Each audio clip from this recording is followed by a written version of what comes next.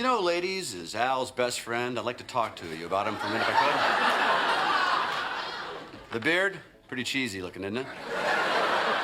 Remember when a sitcom about a guy who couldn't fix anything became the #1 show on television? Yeah, that was Home Improvement. When the show debuted on ABC in 1991, it turned Tim Allen into a household name and made grunting an acceptable form of communication. For 8 seasons, we watched Tim the Toolman Taylor destroy everything he touched while somehow keeping his family intact. Tim Allen played the power tool-obsessed host of Tool Time, a home improvement show that probably violated every safety regulation known to man. Patricia Richardson was Jill Taylor, his wife, who perfected the art of the patient sigh and the withering stare. Richard Karn played Al Borland, Tim's flannel-wearing sidekick who actually knew what he was doing. Pamela Anderson launched her career as Lisa, the original Tool Time girl who handed Tim power tools before heading off to Baywatch, and the 3 Taylor boys, Zachary Ty Bryan, Jonathan Taylor Thomas, and Taryn Noah Smith, navigated adolescence while their dad turned Home Improvement into performance art. Then there was Wilson, a philosophical neighbor whose face we never fully saw but whose wisdom was always needed. So today we're taking you behind all the grunting and the power tool disasters and even some jail time for a cast member because we're counting down 15 weird and ridiculous facts about Home Improvement you probably didn't know. But before we get into that, hit the like button and subscribe because it really does help. And stick around for fact number 1 to find out how Tim and Al reunited for a real Tool Time revival decades later. Now let's get into it with number 15. The show had 2 major casting disasters. Most sitcoms cross their fingers and hope the original cast just works. Home Improvement had to roll the dice, twice. You're afraid to go down that deep, dark basement, aren't you? No, I'm not afraid. Just don't like it, and the furnace goes whoosh. All right, I'll light the pilot light if I get a big kiss. Do I have to? You have to. Okay, but only if I really have to. Before Patricia Richardson became America's favorite exasperated TV wife, the role of Jill Taylor actually went to Frances Fisher. Yes, Titanic's steely Ruth DeWitt Bukater was almost the matriarch of Tool Time chaos. She filmed the early version of the pilot with Tim Allen, but producers and reportedly test audiences felt the chemistry wasn't clicking. Fisher's take was too dramatic for a lighthearted family sitcom, so ABC kept Tim Allen and recast the role before the show aired. In stepped Patricia Richardson. She'd been steadily working, mostly in drama, and wasn't looking to do a sitcom, but after a quick audition and an even quicker haircut, she landed the role and spent 8 seasons side-eyeing power tools and parenting 3 sitcom sons. But that wasn't the only casting near miss. Tim's trusty Tool Time sidekick, Al Borland, was originally supposed to be played by Stephen Tobolowsky. Yeah, that guy from Groundhog Day and Memento. He was cast but couldn't shoot the pilot due to a movie commitment. Enter Richard Karn, who wasn't even auditioning. He was attending traffic school for a speeding ticket when he happened to sit next to an agent who told him about the show. Karn showed up, nailed the audition, and booked the gig. He even kept managing his apartment building for a while, just in case being Tim Allen's plaid-clad partner didn't work out. Not bad for a guy who only showed up because he had a speeding ticket and left as one of the most beloved sidekicks of the 1990s.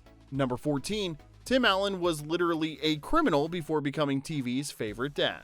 Now, before Tim Allen became America's go-to TV dad, teaching us about power tools, grunting through home repairs, and making flannel look aspirational, he had a slightly different career path, one that involved federal prison. Yeah, we're starting with the heavy stuff today. In 1978, 25-year-old Tim Allen, real name Timothy Allen Dick, which is actually his real name and not a punchline, was arrested at Kalamazoo Battle Creek International Airport for drug trafficking. Not a small-time bust either.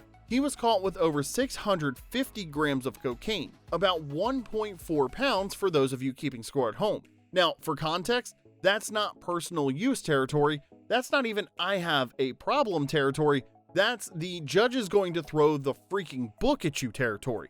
Allen was staring down a potential life sentence. Life. For a guy who'd later make millions pretending to electrocute himself with Christmas lights and grunting like a caveman, that's a pretty dark alternate timeline.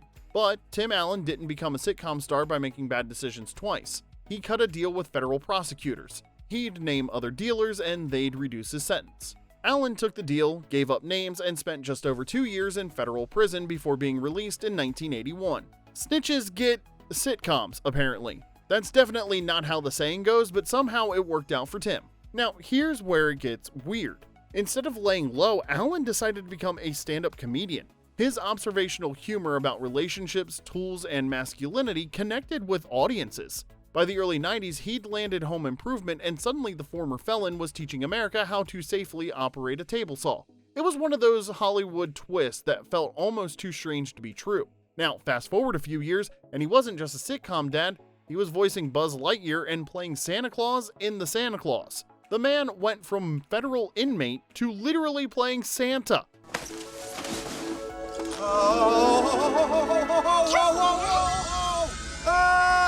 I'm okay. Look! We're flying! It's okay, I'm used to it. I lived through the 60s. And somehow, it worked. Proof that Hollywood has a real soft spot for redemption arcs. Now, I know you're wondering, did ABC know about his criminal past when they cast him? Absolutely. Did they care? Not particularly. They were more focused on the ratings than the resume. Number 13, Wilson's hidden face came from Tim Allen's childhood. Every sitcom needs a gimmick. Cheers had the bar, Seinfeld had the hallway, Home Improvement had Wilson, the neighbor whose face you never fully saw. And unlike most TV gags brainstormed in writers' rooms at 2 a.m., this came from Tim Allen's actual childhood. Growing up, Allen was too short to see over his neighbor's fence. Every conversation was just a forehead, maybe some eyes, a disembodied voice dispensing wisdom from above the wood planks like some suburban oracle. Sometimes I don't know about her. This isn't about her. It's not. No. This is about you. Decades later, that memory became one of TV's most iconic visual gags. Earl Hindman, tasked with playing a character whose identity was wise guy you can't fully see, committed to the bit harder than anyone expected. For 204 episodes, Wilson's face stayed hidden behind fences, garden tools, Halloween masks, turkey basters, and whatever random prop the writers thought of that week. Hindman was so committed to the bit that according to crew lore, he'd even stay hidden behind props off camera just to keep the mystery alive. Audiences loved it. Wilson became the show's breakout character despite nobody knowing what he actually looked like. He dispensed philosophy, quoted literature, and always had the exact advice Tim needed, even though Tim would immediately misinterpret it and nearly burn down his garage. Then came the series finale in 1999. After 8 seasons and 204 episodes, the show finally revealed Wilson's face. It was heartfelt, emotional, and proof that sometimes the best reveals are worth waiting 8 years for. Playing Wilson is Earl Hindman. The camaraderie, the relationship with me and Tim, and the whole cast. One of sitcom history's most enduring gags came from Tim Allen being a short kid, which is exactly the kind of absurd origin story this show deserved. Number 12. Patricia Richardson was offered $25 million for season 9 and said no. Home Improvement ended in 1999 after 8 seasons, not because of declining ratings, but because the stars walked away from over $75 million combined. ABC desperately wanted a 9th season. The show was still a ratings juggernaut, so they threw absurd money at the problem. Tim Allen's offer was $50 million for 25 episodes. That's $2 million per episode. Patricia Richardson's offer was $25 million. Also staggering, but also exactly half of what Allen was getting. Richardson had already decided that she was done. 8 years of playing the long-suffering wife was enough, but she didn't just turn down the money quietly. Could you maybe work up a little enthusiasm? I'm sorry, honey. Gosh, I'm excited that you won't be laying around the house mooching off the boys and me. Oh, do the other side. Oh, I'm your love slave. Is it okay if I go over to Tommy's? What? She countered with a demand she knew ABC would reject. $2 million per episode, matching Allen, plus an executive producer credit. Was she serious about returning? Probably not, but her message was clear. If you're dangling life-changing money, at least pretend my work is valued equally. ABC rejected her immediately. But Tim Allen, who could have pocketed $50 million solo, refused to continue without Richardson. The network floated ideas about writing Jill off or killing her character, but Allen shut down every option. No Jill, no show. The series finale even mirrored the real drama. Tim and Al quit Tool Time because of network interference. Both stars chose principle over payday. ABC lost its biggest sitcom, and somewhere a network executive is still trying to figure out how they fumbled a guaranteed money printer by refusing to pay up. Number 11, Tim Allen grunted his way to fame and maybe a doctor's office. It started as a joke, a single caveman style to punctuate a punchline. But it didn't stop there. Tim Allen's guttural grunt became the unofficial soundtrack of Home Improvement. He grunted when things worked, when they didn't, when he was confused, proud, angry, or just filling airtime. Oh, yeah, just like the North Sea where the men smell like fish. At one point, it was basically the show's second language. But here's where things get rough, literally. According to behind-the-scenes whispers, all that chest-thumping vocal comedy started to take a toll. Yeah, secure enough. Oh, yeah. Rumor has it that mid-series, Allen's throat began to feel the strain. There's no confirmed doctor's note, but cast and crew have hinted that his voice needed a break and that producers eventually asked him to cool it on the primal howling. Yeah? By later seasons, the grunts were still there but noticeably dialed back. Less ape with a socket wrench and more dad with a mild sinus infection. And I like rebuilding, boy. Hammer, hammer. Yeah, I saw a hammer. Whether it was creative choice or vocal preservation, the iconic sound shifted. So while the grunt helped launch Tim Allen into sitcom superstardom, it may have also ground his vocal cords into drywall dust.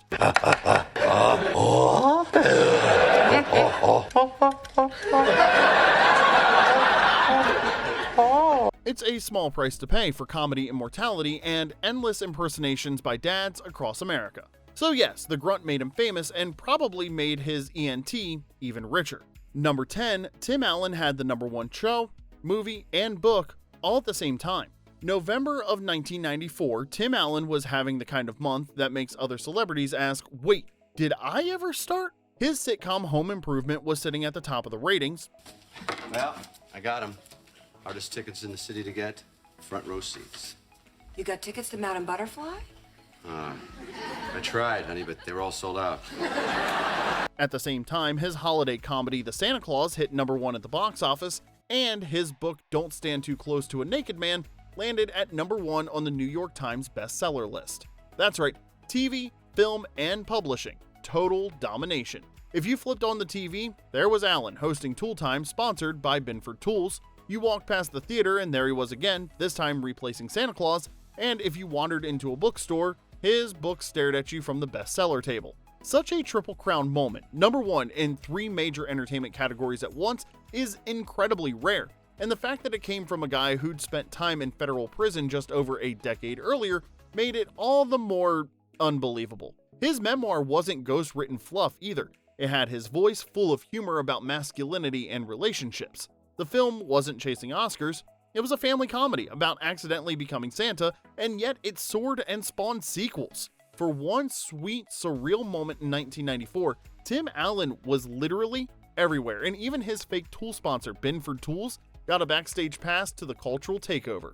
Number 9, the studio audience was also the Tool Time audience. Most sitcoms film in front of a live studio audience. Home Improvement made it work overtime. Literally. The live audience watching the Taylor family's chaos wasn't just there to laugh at Tim's failures, they also became the in-universe Tool Time audience. Whenever Tim and Al filmed a Tool Time segment, they needed a live audience reacting to disasters. So instead of hiring extras or editing in canned laughter, producers just turned to the people already there and said, "Congratulations, you're also part of a fake Home Improvement show." If you scored tickets to a taping, you got 2 shows. You'd watch Tim argue with Jill, then watch him nearly electrocute himself on Tool Time. Then, back to the kitchen. Your laughter tracked through multiple reality layers. The best part is that it made Tool Time segments feel authentic. Al, just put your finger in there. There you go. Okay. 1 part pasty white, 2 parts flannel. Okay. The laughter wasn't piped in, those were real people watching a man pretend to host a home improvement show while pretending to be in a sitcom. From a production standpoint, it was a brilliant cost-saving measure that added immersion. The studio audience worked harder than most in sitcom history without a union break. Some audience members even walked out saying they'd been to Tool Time, and honestly, they kind of had. Number 8, JTT left to go to school, and it got messy. Jonathan Taylor Thomas was a teenage heartthrob in the 90s. Tiger Beat covers, fan clubs, the kind of fame most actors spend their entire careers chasing, and then during Home Improvement's 8th and final season, he walked away from it all. Not too bad. She finally stopped saying, "Boys, whatever you do, don't turn out to be like your father."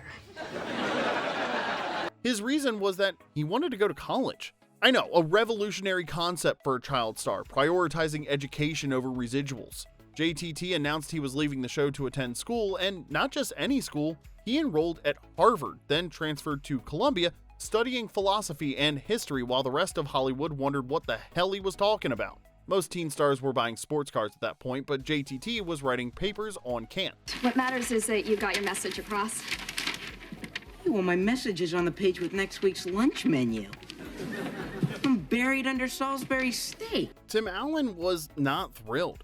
Allen publicly expressed confusion and disappointment about Thomas leaving, especially when JTT started appearing in movies right after stepping away from the show. To Tim, it looked less like I need to focus on school and more like, yeah, I'm done with this sitcom. The tension got bad enough that Thomas skipped the series finale in 1999. Producers begged him to return for one last episode, just show up, say a few lines, and give fans some closure, but he declined. Nothing says I'm over it quite like refusing to film your own characters goodbye.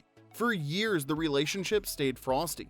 Tim Allen gave interviews hinting at hurt feelings, and JTT stayed quiet, focused on his Ivy League education. But then, over a decade later, something shifted. In 2013, Jonathan Taylor Thomas showed up on Last Man Standing, Tim Allen's new sitcom, as a guest star. Not just once either. He came back for multiple episodes and even directed a few. Hey, come on in. Everybody, this is my new boss. This is John Baker. Oh, hi, I'm Vanessa. Hi. I'm Mike Baxter. Hey.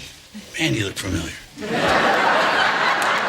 It was a full circle moment that proved time really does heal Hollywood grudges. JTT chose Harvard over sitcom fame, skipped the finale, disappeared for over a decade, then came back to direct his former TV dad in a completely different show. That's not a career path, that's a choose-your-own-adventure book. Now, we're going to do a quick reality check. If you had to hand Tim Taylor one power tool knowing full well he's about to destroy something with it, which tool would you give him? Drop your answer in the comment section below, and while you're down there, smash that like button and subscribe because we've got more nostalgic deep dives coming your way faster than Tim can say more power. Now, back to the Tool Time Madness with number 7. The kids' ages were all mixed up. Hollywood casting directors have one job: find actors who fit the role. Home Improvement's casting team, well, they got 2 out of 3, which isn't bad. Here's the problem. Zachary Ty Bryan, who played Brad, the oldest Taylor kid, Jonathan Taylor Thomas, who played Randy, the middle child, but in real life, JTT was actually older by a full month. Thomas was born September 8th of 1981, and Bryan's birthday was October 9th of 1981. Someone definitely should have checked birth certificates during auditions, just throwing that out there. Why? I never read anything for a girl before. Yeah, but this is junior high. You have to work a lot harder to impress the girls. So, sticking straws up your nose doesn't work anymore? So, the middle child was actually the oldest child. That makes Randy's constant intellectual superiority over Brad feel a little less like character work and a little more accurate. JTT was literally older and acting like it. Method acting at its finest. Taryn Noah Smith, who played the youngest son Mark, was actually the youngest of the 3 actors, so at least they got that one right. 1 out of 3, that's a 33% success rate. We've seen worse, especially in Major League Baseball. But honestly, nobody noticed. The age difference was barely a month, and all 3 kids sold their roles perfectly. Brad was the jock, Randy was the smart aleck, and Mark was the sensitive baby. Here's where it gets wholesome though. Tim Allen actually went out of his way to make the young cast feel comfortable. During tapings, he'd deliberately flub his own lines on purpose just to show the kids that even the star of the show made mistakes. Imagine being a child actor, terrified of messing up in front of a live studio audience, and watching Tim the Toolman Taylor completely butcher a line and laugh it off. That's some instant pressure relief. And on a show that filmed in front of a live studio audience where every flub was immediately obvious, that kind of reassurance probably saved a few meltdowns. Child actors have enough pressure without worrying about messing up in front of 200 people. Plus, they were already confused about their birth order anyway, so you gotta cut them some slack, okay? Number 6, Pamela Anderson got her big break as Lisa the Tool Time Girl. Now, before Baywatch made Pamela Anderson a household name, and before she became the most downloaded woman on the early internet, yes, really, that's an actual statistic, she was handing power tools to Tim Allen on national television. Her big break involved socket wrenches and flannel. Hollywood is kinda weird like that. Anderson played Lisa, the original Tool Time Girl on Home Improvement's fake show within a show. Here you go, Tim, special delivery. This one's from Rock Lanigan of Bay City. Okay, thank you, Lisa. Her job description? Stand next to Tim and Al, look camera ready, occasionally hand over a drill when prompted, and smile through whatever disaster was about to unfold. Groundbreaking television work. Truly, Emmy-worthy stuff. But here's the thing, it worked. Anderson's 2 seasons as Lisa caught Hollywood's attention. Oh, it's a 2100 model electric drum sander. That's right, 4.5 horsepower, patented stabilizer. Not to mention full swiveling trailing wire support. Specifically, the producers of Baywatch, who were looking for someone to run dramatically along a beach in slow motion. Different skill set from handing Tim a wrench, but same general concept. Look good while other people do the actual work. By season 3, Baywatch came calling with a full-time gig. Home Improvement couldn't compete with beach running fame and that red swimsuit, so Lisa disappeared with no explanation and no farewell episode. Just gone. Debbie Dunning took over as the new Tool Time girl and stuck around for 140 plus episodes, but that's a different story. Anderson's trajectory from there was astronomical. From Tool Time girl to Baywatch icon to movies, music videos, approximately 47 million magazine covers, and eventually becoming one half of the most famous couple in 90s pop culture when she married Motley Crue drummer Tommy Lee, the other Pam and Tommy, the ones who were significantly more dysfunctional and significantly less likely to yell "What's up" at each other, all because she spent 2 seasons handing Tim Allen drills on a sitcom. Sometimes the strangest starting points lead to the biggest careers, and sometimes those starting points involve flannel and circular saws. Number 5, there was a home improvement video game, and it was wild.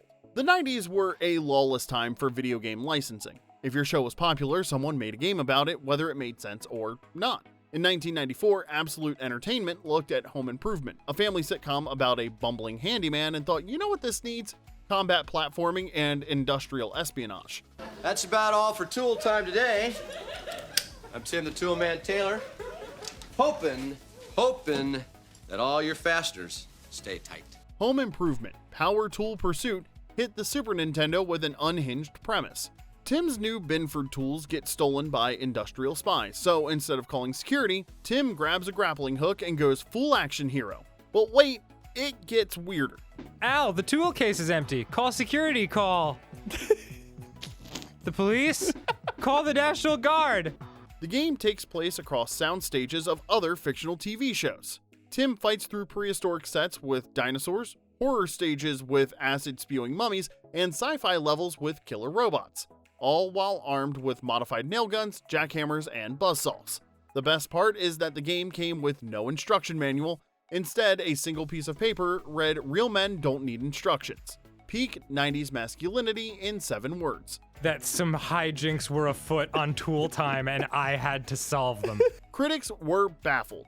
Somewhere, Tim Allen collected a licensing check without touching a controller. The game flopped hard, becoming one of those bizarre relics of 90s merchandising excess, proving that if your sitcom was popular enough, someone would turn it into a video game regardless of whether it made any sense whatsoever. Number 4, Michigan colleges got free advertising. Product placement is usually a carefully negotiated business transaction. Companies pay big money for 3 seconds of logo visibility. However, in Home Improvement, Tim Allen just wore whatever Michigan college gear he felt like wearing for free. Allen was a proud Michigander and Western Michigan University graduate, and he made everyone participate for 8 seasons. Welcome to our Tool Time salute. Food fight! To college. In today's competitive college environment, a young man needs an edge. That's why we've taken that dorm room and given it the old Tool Time. It definitely felt like the wardrobe department had a simple directive. Put Tim in Michigan college apparel, constantly, any school. Western Michigan got the most screen time, obviously, since Allen graduated from there, but smaller schools like Kellogg Community College also got primetime exposure. The best part was that it cost the schools nothing. There was no licensing fees or advertising contracts. Of course, there were slip-ups. One episode featured Wofford College in South Carolina, another had Owens Community College from Ohio, but those were rare. For the most part, Home Improvement became an unexpected 8-season promotional machine for Michigan higher education. Regional fans noticed. Michigan schools definitely noticed, and somewhere a marketing executive at a random community college spent years trying to figure out how they'd accidentally landed the best advertising deal in television history without spending $1. Number 3, the creators sued Disney and lost. Home Improvement made Disney obscene money. Syndication gold mine money. Buy another theme park money. So when the show's creators, Matt Williams, Carmen Finestra, and David McFadden, looked at their profit-sharing checks and thought, wait, that's it? They sued the Walt Disney Company. The lawsuit hit in 2013, long after the show ended. The creators' complaint was classic Hollywood accounting, that magical form of mathematics where a show generates billions but somehow never turns a profit on paper. Right now we're at the Frankfurt Fan Company located in beautiful Frankfurt, Michigan. There's nothing the tool man likes better than his fans, and just like my fans, these fans come in a variety of sizes, shapes, and colors. Specifically, they claim Disney had deliberately undervalued syndication rights, particularly a New York market deal that produced zero direct payment. At first, the case looked like it might get tossed. Disney argued the creators had waited too long, past the statute of limitations. But then came a plot twist. The court ruled Disney had actively blocked audits, preventing the creators from discovering the alleged accounting shenanigans. So, the case got revived, and suddenly Disney was staring down a very public trial about cooking the books. Naturally, it never made it to trial. In 2019, both sides reached an undisclosed settlement. The creators won the show's success, created a cultural phenomenon, and then had to spend 6 years in court just fighting for their contractually agreed upon share. Welcome to Hollywood, where even massive success comes with an asterisk and a lawyer. Number 2, Bob Vila played himself and got roasted. Most sitcoms create fictional rivals. Home Improvement said, why invent someone when we can just use the actual king of home improvement television? Bob Vila, the legendary host of This Old House, appeared on Home Improvement multiple times, playing himself. Except this version wasn't the dignified PBS host America knew. He was Tim Taylor's more successful, more professional, and significantly less accident-prone rival.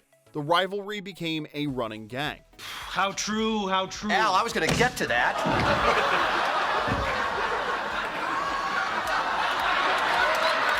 Tim would obsess over Vila's success, convinced they were in direct competition. Vila was completely in on the joke. He didn't protect his reputation, he leaned into the parody, embracing his role as the competent professional who made Tim look like a disaster. But then things got truly meta. In the mid-90s, Tim Allen and Pamela Anderson appeared on Vila's actual real-life show, Home Again. Not as characters, but as themselves, playing versions of themselves on a real home improvement show. It was the ultimate crossover of fictional TV host Tim Taylor meeting real TV host Bob Vila on Vila's actual show, while both acknowledged the fictional rivalry from the sitcom. The whole thing worked because Vila understood what home improvement was doing. So, are you planning on using a doubled-up 2x8? No, I'm not, Bob. Celebrating home improvement culture while gently mocking it. Vila's reputation was so solid that he could afford to laugh at himself.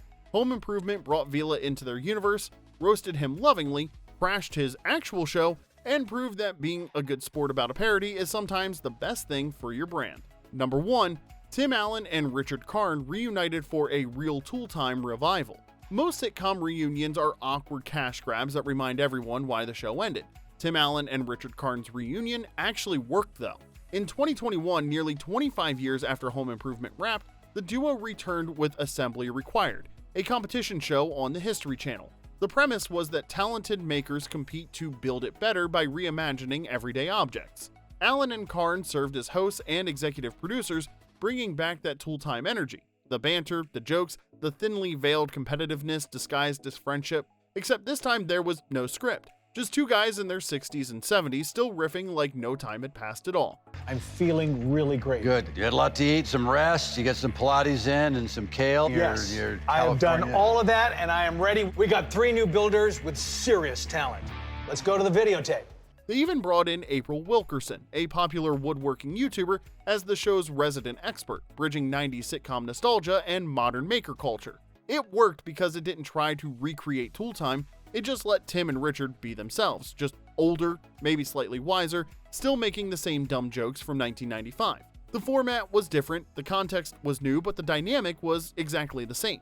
Assembly Required ran for 2 seasons before quietly ending in 2022, proving that not every reunion needs to last forever. Sometimes 2 seasons and a graceful exit is perfect. But it proved something important. The Tool Time magic wasn't just about the fictional show or scripted disasters, it was about 2 guys who genuinely enjoyed working together and audiences could tell. Tool Time! Thank you, Heidi. You're welcome. There's nothing like the Cleveland Hardware Expo. It's a gala event that showcases some of the most innovative products on the marketplace today.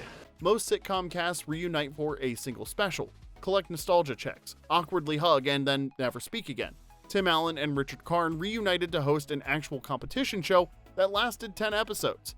That's not nostalgia bait, that's commitment. Tool Time got a real-life sequel 25 years later, and somehow it didn't suck, proving that Hollywood miracles do happen occasionally, usually involving power tools and two guys who still know how to make each other laugh. Turns out you can take Tim and Al out of Tool Time, but you can't take the Tool Time out of Tim and Al. And there you have it, 15 weird, wild, and totally true facts about home improvement. Which of these facts surprised you the most? What's your favorite Tim Taylor moment? Drop it in the comments below because we read them and we promise not to grunt at you. Don't forget to hit that like button and subscribe for more nostalgic deep dives into the shows that raised us, roasted us, and still make us laugh decades later. Until next time, this is Remember When.